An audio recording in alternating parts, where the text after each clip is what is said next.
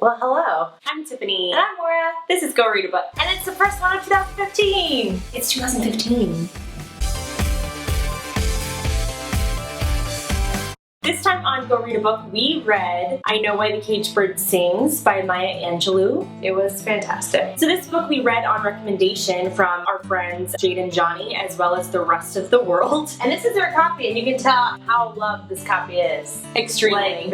And I love books like this, and this is why I love going to the library. Not that it's a library book, but there's so many people who have touched this book. I think it makes it better than having a Kindle version of a book, or just going to like Barnes & Noble and buying a book, because there's so much history, not only within the pages, but from other people like going through the same experiences or different experiences reading this book, you know. Yeah, and I believe that Jade told me that this was actually from her high school library. I hope I didn't get that wrong, but like, did you steal it, Jade? She did. I think she did. But it's so cool because what you were just saying about people going through this book and having touched it, it's been touched by so many people, and it's touched so many people. Yeah. But something real talk.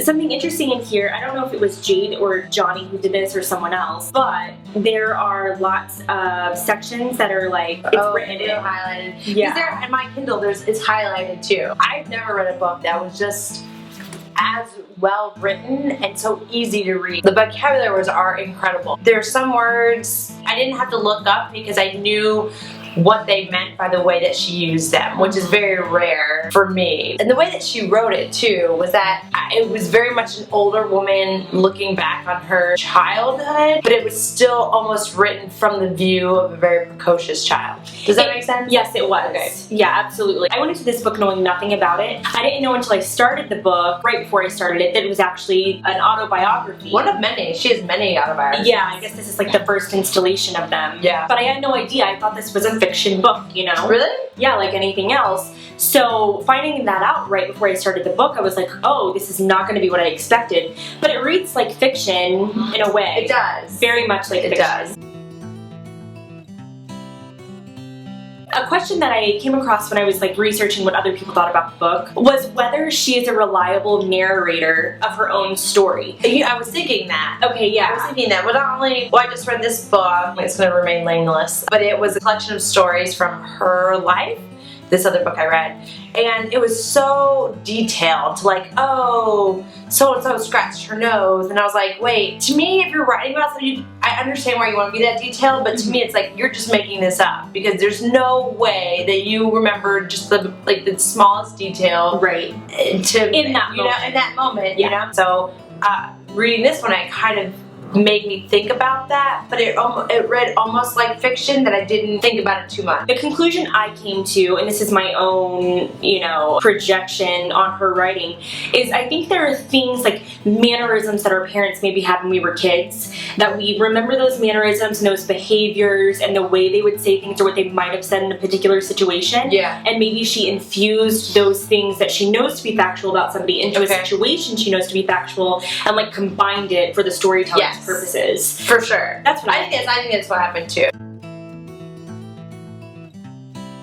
The book takes place through the ages of 3 to 16 in Maya's life, and when she is 8 years old, of course, one of the pivotal points in her story is at first the molestation from her mother's boyfriend, and then later the rape.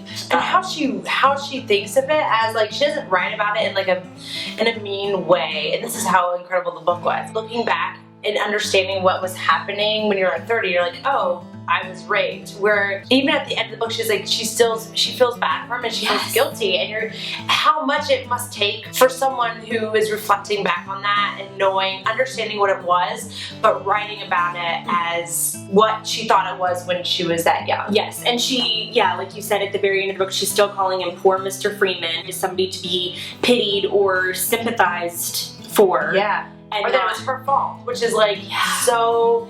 It's so fun when you're a kid. You're so narcissistic, and you think everything, the world revolves around you. Not like in a bad way, but your world is so small. When like your problems, like, oh, you forgot a candy bar, or something like that, so significant in your life, but it's actually so insignificant in like the grand scheme of things. But like that is your whole life, you know.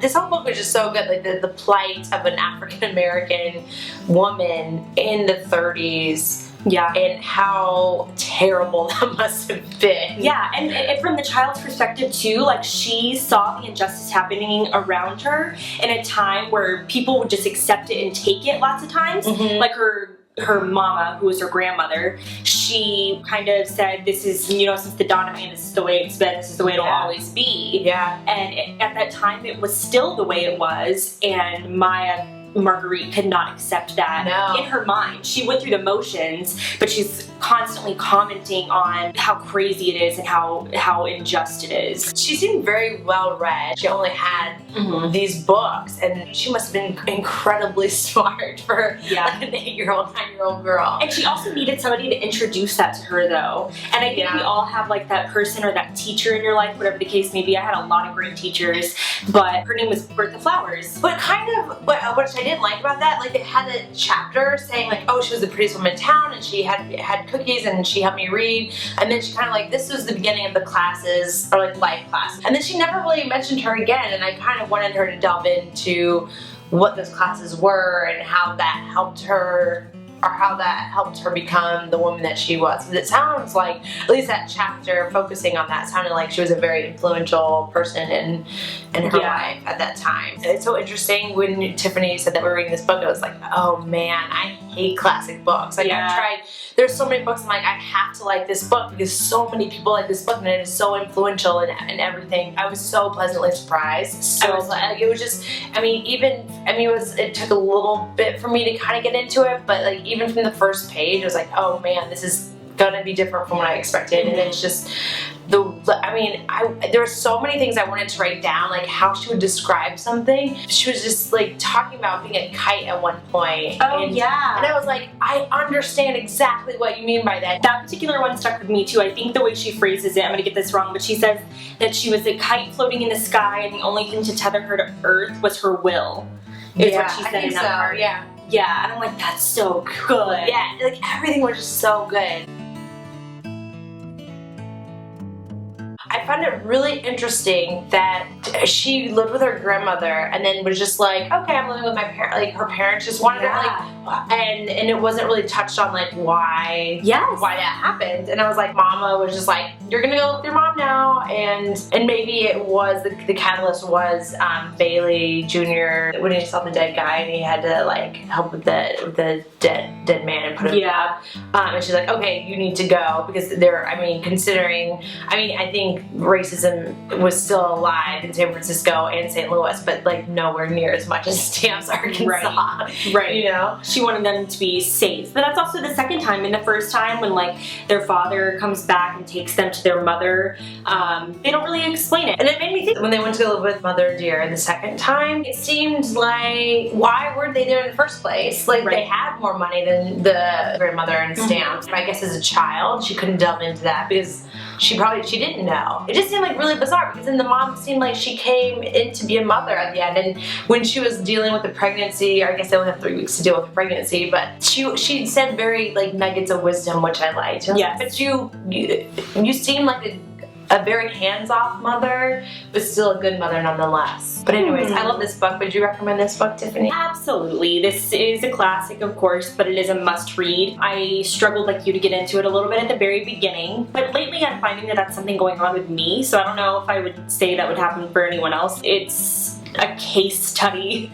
on the horribleness of humanity, I guess. And I think it's still relevant now. I think, you know, when was this book written? I don't know when this book was written, but 1969, I believe. 1969, and I think what was written in 1969 is still relevant in 2014, and I think a lot of people of every different race, religion, sex, whatever, can read this book and glean some kind of new information from it. We're figuring out the lineup for the next several books, so if you have any opinions on what we should read, leave us a comment, tweet at us. We definitely want to be reading things that you are interested in. For let sure. us know. And we're all over the place right now, so we're down for anything. I'm Moira. I'm Tiffany. Happy New Year from Go Read a Book. Happy New Year. Thanks for hanging out with us today, and we look forward to seeing you in 2 weeks.